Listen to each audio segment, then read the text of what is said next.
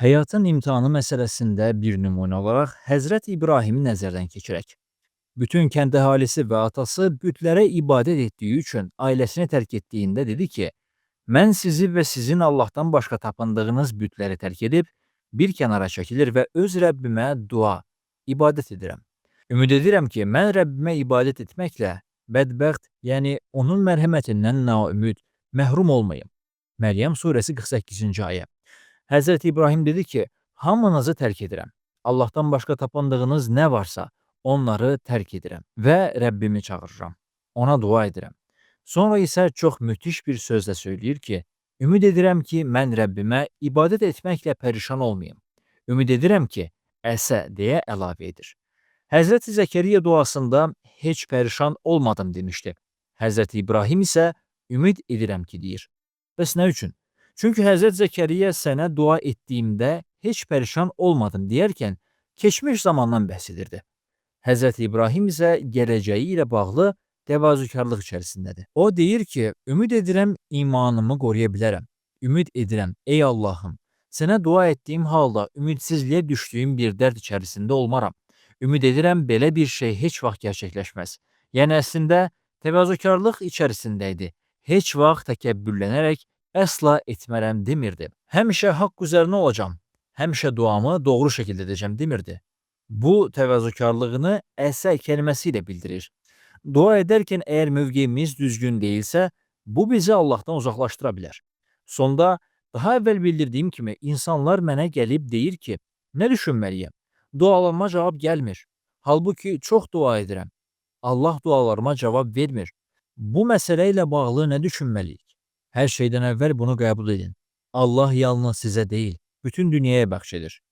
Həm iman edənlərə, həm də iman etməyənlərə. Onların da işləri, uşaqları, xoşbəxtliyi, süfrədəki yeməkləri, yüksəlişləri olur. Onlar da xəstələnir, onlar da şəfa tapırlar. Yəni, dua əhli olanlar da, olmayanlar da bu dünyada sıxıntı və çətinlik çəkir. Rəbbimiz ikramını və ihsanını sadəcə iman edən insanlara deyil, eyni zamanda inkar edənlərə, kafirlərə və ən bərbad həyat yaşayanlara da bəxş edir. Heç dayanmadan ehsan edir və nə vaxt verəcəyini də o qərar verir. Genişlədən də, daraldan da Allahdır. Bəqərə surəsi 245-ci ayə. Verən də, alan da Allahdır. Allah biraz daraldar, maaşınızı azaldar, sağlamlığınızı zəiflədər. Bəzən çətinliklər verər, bəzən də bütün bəlaları aradan qaldırar. Bütün bunlar Allaha aid məsələlərdir. Duanın məqsədi Allahın huzurunda təslimiyyətdir. Verənin ancaq o olduğunu, bizim isə ehtiyac sahibi olduğumuzu etiraf etməkdir. Firon dövründə yaşayan mömin bir şəxs bunu çox gözəl ifadə etmişdi. Duaya olan münasibəti bir cümlədə verilir. Mən işimi Allaha həvalə edirəm. Qafir surəsi 44-cü ayə. Əl-Təvhid ərəb dilində bir şeyi başqasının iradəsinə təslim etmək mənasını istifadə edilir. Məsələn, bir iş üçün başqasını vəzifələndirmək ifadəsini təvhid deyilir. Maraqlıdır ki, köhnə ərəbcədə belə deyilir. Beyni və beynəhu fəvdəh. Buradakı fəvdəh sözü də eyni kökdən gəlir. Mənim bu adamla əməkdaşlığım var. Duanın məqsədi əslində Allahın huzurunda təslimiyyətdir. Verənin ancaq o olduğunu, bizim isə ehtiyac sahibi olduğumuzu etiraf etməkdir.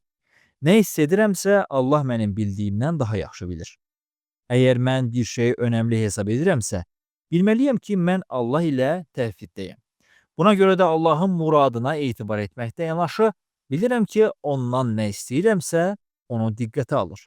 Vecinə almırmış kimi bir vəziyyət yoxdur. Heç kim Allah sizin ya da mənim gözlədiyim kimi dualarımıza cavab vermir deyə onun laqeyd yanaşdığına deyə bilməz. Məsələnin bir qismi Allahın ad və sifətlərinə olan imanımızla əlaqəlidir. Mələklər dedilər ki, sənin bizə öyrətdiklərindən başqa biz heç bir şey bilmirik. Bəqərə surəsi 32-ci ayə. Allahın adlarından biri də Əl-Alimdir, hər şeyi bilən. Bildiyimizi düşünürük, lakin Allah həqiqi olanı biləndir. Arada belə bir fərq var. Allah sizi analarınızın qarnından çıxartdığını buyurur.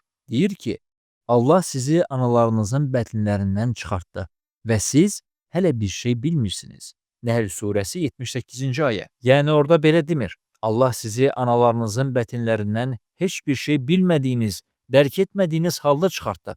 Əksinə buyurur ki, mən sizi analarınızın bətnlərindən çıxartdım və siz hələ ki bir şey bilmirsiniz. Subhanallah. Şübhəsiz Allah bilir, siz isə bilmirsiniz.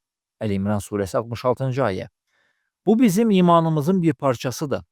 Allah bilir, mən isə bilmirəm. Gəlin bunu test edək. Mən hər şeyin ən yaxşısını bildiyimi zənn edirəm. Lakin əslində Allah hər şeyin ən yaxşısını bilir. İşlərin yaxşıya doğru getməsi əladır deyə düşünürəm. Bu işə sahib olmaq ən yaxşısıdır deyə düşünürəm. Əgər başımdan bu bəlanı dəf edə bilsəm, mənim üçün ən xeyirlisi bu olar deyə düşünürəm. Lakin Allah mənim bildiyimdən qat-qat daha yaxşısını bilir. Mən özüm üçün ən yaxşısı olduğunu düşündüyüm şey haqqında dua edirəm. Çünki bir insan olaraq edə biləcəyimiz şey budur. Allaha sadəcə sahib olduğum limitli məlumatlar daxilində yalvara bilirəm. Amma şükür ki, Allah sizdən, məndən və hər kəsdən daha yaxşı bilir və dualara verdiyi cavab mükəmməl bir elmli olur. Və hətta bəlkə də sizə dərhal cavab verməməsi, istədiyiniz şeyi dərhal bəxş etməməsi sizin haqqınızda ən xeyirli olan şeydir. İslam tarixində bu mövzu ilə bağlı ən inanılmaz nümunələrdən biri Həzrət İsa'nın həvariləridir. İslam tarixi və Həzrət İsa deyirəm, çünki bütün peyğəmbərlər İslam yolundadır. Həvarilər Allaha dua etdilər. Ey Rəbbimiz, bizə nazil etdiyinə, İncilə iman gətirdik və peyğəmbərinə İsa'ya tabi olduq. Artıq bizləri haqqa şahid olanlarla bir yerdə yaz. Həzrət İsa'nın isə açıq bir şəkildə yardıma ehtiyacı olduğunu görürük. Məryəm oğlu isə havarilərə, Allah yolunda mənim köməkçilərim kimdir, demiş.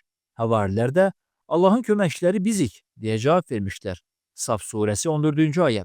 Rəbbimiz də eyni ayədə buyurur ki, biz də iman gətirənləri düşmənlərinə qarşı qüvvətləndirdik, yardım etdik. Bu son qismi diqqətli bir şəkildə düşünək. Allah Həzrət İsa'nın havariləri üçün belə söylüyor, onlara düşmənlərinə qarşı yardım etdik. Ancaq biz tarix səhifələrinə baxdığımızda tövhid əhli insanların Həzrət İsa'nın havarilərinin bir çoxunun qətl edildiyini və 100 illər sonra belə geri dönüş edə bilmədiklərini bilirik. Başqa sözlə desək, Allah onlara yardım etdi, lakin özünə xas bir şəkildə. Sizin, mənim bildiyimiz kimi deyil. Digər bir nümunə olaraq isə Həzrət İbrahimə baxaq. Həzrət İbrahim öz nəslindən Qurana, Allahın ayələrini oxuyacaq bir uşaq yetişməsi üçün dua edir. Sənin ayələrini, hökmlərini onlara oxusun. Sən göndərən kitabı, yəni Quranı, oradakı hikməti onlara öyrətsin. Onları günahlardan təmizləsin. Bəqərə surəsi 129-cu ayə. Dua edir. Çox səmimi, içdən gələn bir dua. O uşaq Həzrət İsmail olmuş. İsmailin uşağı da olmuş. Nəvəsi nəticəsi də olmuş. Neçə nəsil sonra yalnız Allahın bildiyi o ən yaxşı vaxt gəldiyində Həzrət İbrahimin duası həyata keçir. O zaman gəldiyində Əfəndimiz Həzrət Məhəmməd sallallahu aleyhi və səlləm dünyaya gəlir. 40 yaşında olarkən ona vəhiy gəlir. Çünki nəyin ən yaxşı olduğuna qərar verən Allahdır. O bilir. Biz isə bilmirik.